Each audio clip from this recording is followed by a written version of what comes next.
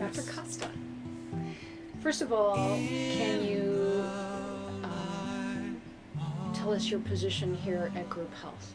Okay, I'm a family physician here at Port Orchard Group Health, and been here now for 7, almost 8 years. My name is Ginny Elaine Todd Sugimoto, and I'm a family physician at Port Orchard Group Health. I've been the medical chief here for a little over a year. My name is Edward Fay, or Ted Fay. I'm a pediatrician both at Group Health here at Puget Sound, and I am also a pediatrician at Union Avenue Pediatrics in Tacoma. My name is Susan Rudebush. I'm a registered nurse and a certified diabetes educator. I'm Doug Feltz. I'm a family physician at Group Health in Port Orchard. I've been practicing medicine since 1992. My name is Kathy Thomas, and I'm a physician assistant who works in primary care, family medicine at Group Health in Port Orchard. And you've been here how long? 17 years. My name is Travis Larrabee, and I'm a firefighter paramedic at Mason County Fire District 5 in Washington State. My name is Sherry Smith. I'm a nurse practitioner, and I am a family nurse practitioner here at Group Health. And before you came here to Group Health? I graduated from nurse practitioner school in 2000, so I had worked at Naval Hospital.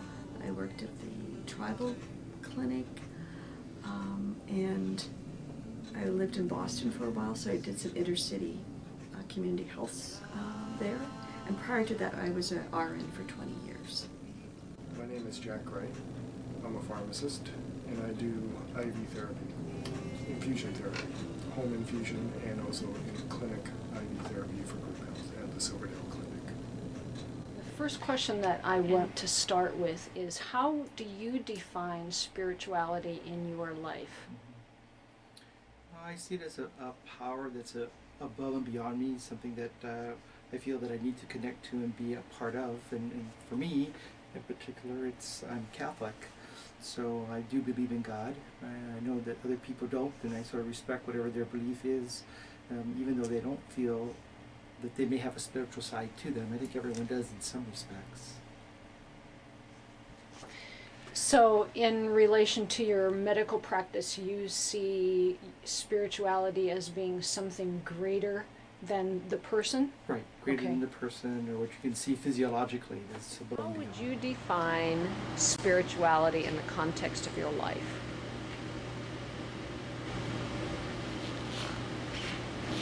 Missing. So the next question is, are you using spirituality in your current pharmacy practice? And I think that you might have just answered that question, but do you want to say more about that? I don't lay hands on anybody. I don't pray with it, okay? And I think in our Western society, we tend to think that practicing spirituality in our practices are like, you know, I know people at work who would define that as, well, we should pray together and stuff like that. And that's not how I define it. How I define it is, how do you enter the room? When I come to a patient who I'm going to do IV therapy on, and I can tell they're nervous, stuff like that, whenever possible, if they're in the exam room, in our urgent care area, and they're on the bed, I try to immediately, as much as possible, whenever possible, grab a chair and sit with them, so I'm either at eye level with them or a little bit lower, so I don't appear as threatening to them. I don't want to be over them. I want them to see me as an equal or even as a lesser, so they feel like, okay, I've got some control of the situation. So practicing spirituality, that's how I view it. What is that person's spirit? How can I make their spirit more comfortable with their situation? Yeah, I mean, that's sort of, where do you start and how do you end, and how much do you include? Spirituality includes recognizing that there's much more to what's happening than just the physical realm that we deal with. How much importance does this definition of spirituality have in your work? First as a registered nurse and a diabetes educator, and now in your work in more of a management role? Well, definitely in patient care.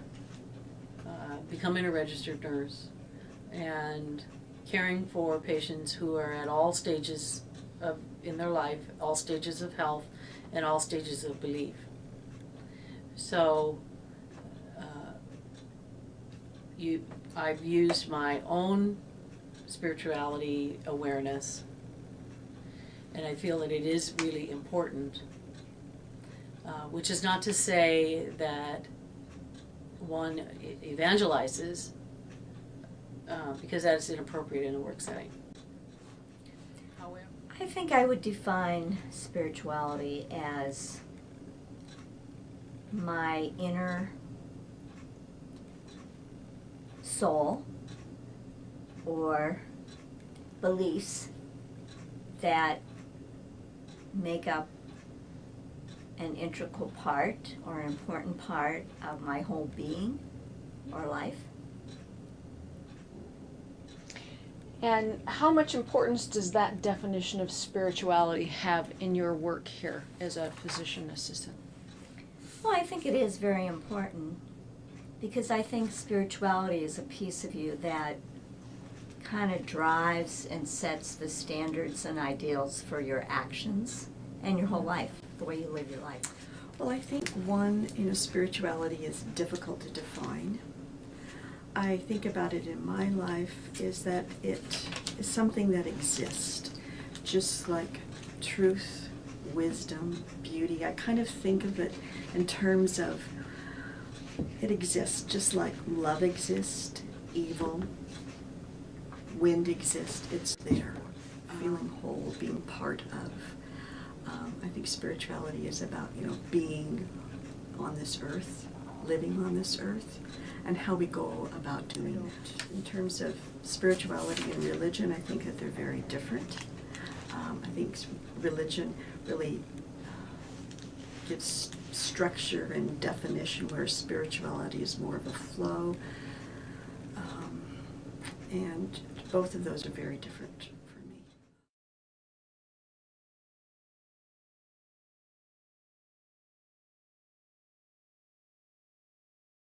Well, it's a difference now. I think now I would say it's probably about an 8. When I initially started, I would think it's probably about 2 or 3.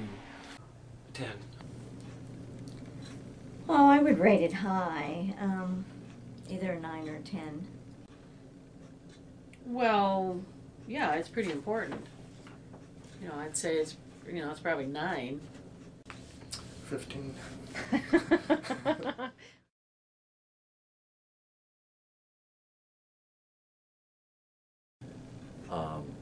And because I loved psychology, but I was also still in love with science, and I had never even thought about medicine, really, except when I was a little kid. I applied to the University of Michigan and was accepted for a doctoral program at the University of Michigan in mathematical psychology,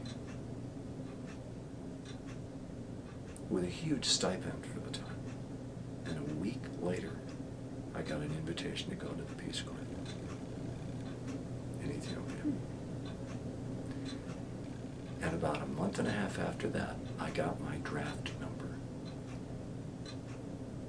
for the lottery. And your number was? And the number was 151. And that meant for damn sure that I would never get to graduate school. That's not a good number. No, it was not a good number out of 365. So, I said, I'm going to the Peace Corps, aren't I? So I went to Ethiopia. This kid came to see me one day, and he had this incredibly infected foot. And I had no idea what to do. None. And I washed it, and I sent him away. And he came back a week later healed and thanked me.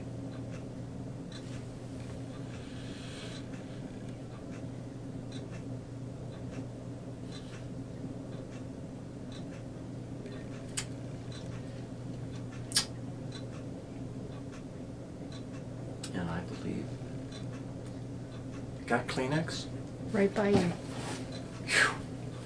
At that moment, in its own way, I think I was told by the Godhead what I was supposed to do with my life. In the early 80s, and I worked at Children's Hospital in the ICU in a step-down unit, and it was one day I was with a mother and her child.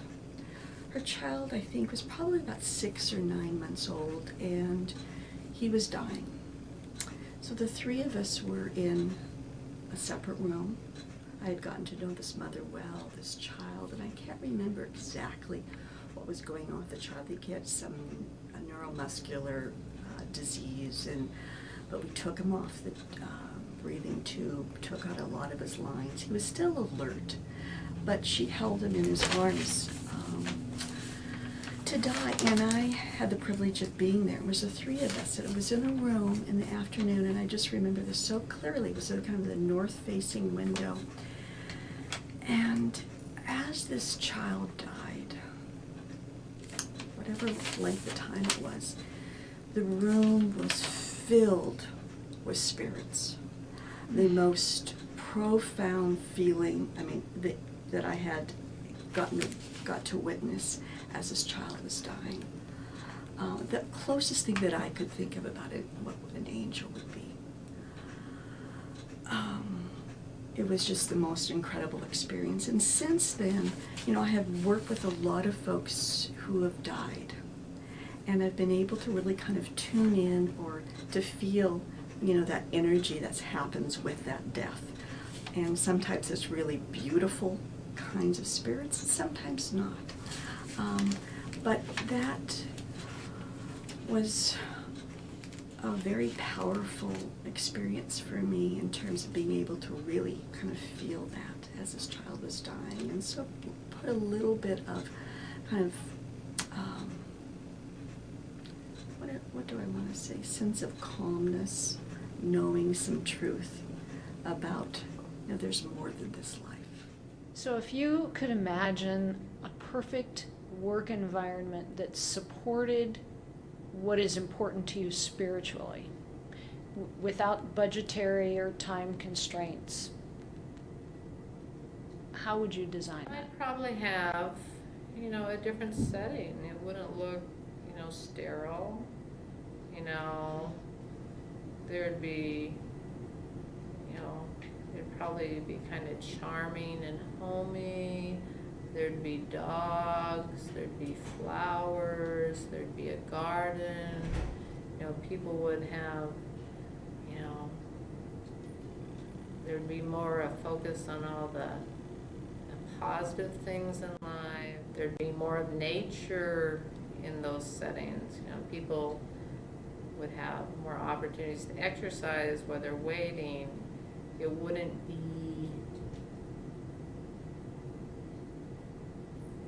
it just wouldn't be so sterile. Part of it has to do with scheduling. A lot of it has to do with love. Yes, in an ideal system, there'd be an ability to help patients identify what their beliefs are and grow into them, no matter what they are, and have the ability to provide spiritual support for them wherever they are in that. So somehow the practice ought to be able to identify patients' belief systems and help support them in their in the utilization of those beliefs toward better health. I don't know what that means. If that means a network of specific support for people. Gosh, you're a Buddhist. I have a friend who's a Buddhist who happens to, maybe we can connect you with, or I don't know if that means on Tuesday nights we have Wiccan meetings. I don't know what that means, but somehow there ought to be some better way to help make that part of the array of services we provide. Right now it's all patient to provider, behind closed doors, one patient at a time, hit and miss, very individualized, and maybe that's not ultimately doing patients enough to support this part of their lives. There may be some discussion about it if there's a well-built note about end-of-life discussions. But what about middle of life discussions about how do we get through diabetes and chronic illness and chronic health and all those other issues. And it's not something we document because I think, as I say, I think a lot of docs are and healthcare providers are doing a good job, but they may not even be fully aware that they're dealing with spiritual issues when they start talking What about might change is that we would say something like, we understand that good health is more than just physiology, and we don't know everything about that, but we'd like to explore that with you, or encourage you to explore that in relation to your physical health. Is that a fair statement? Absolutely. So, and that becomes, just another level of service that we're providing. I mean, here we are in the dietitian's room. Not all of my patients see a dietitian, but all of them eat. So in your current position, you see a number of people die unexpectedly. Is that a fair assessment? Just about daily. In your experience, is there a difference, however you might define that word difference, between an unconscious person and a dead person? And I'm not speaking clinically. Sure. I think that, dead people, unfortunately, is when, the soul has departed the body, for lack of a better explanation, okay? So, the stars are no longer aligned, and the wheel is no longer spinning, okay? When somebody is unconscious, regardless of how or why,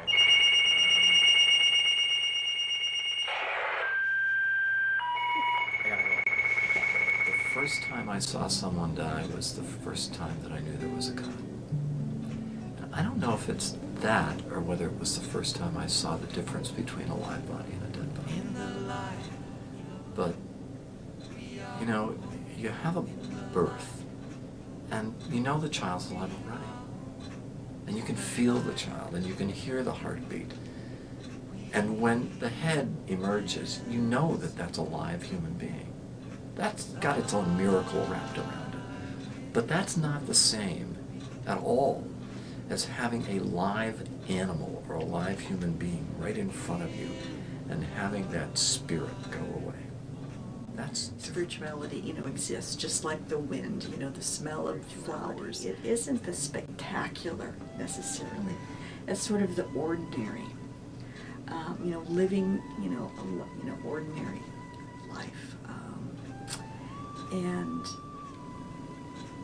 I think working with folks, about thinking about today, the here and now, the ordinary, not these big, huge things that may happen or plan to happen, but just the simplicity of life.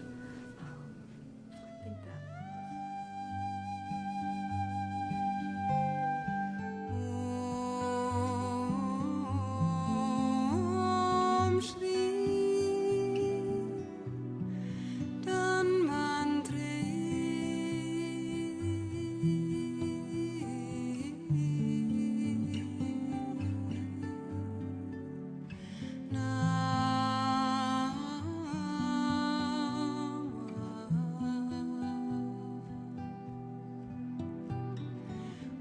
Shri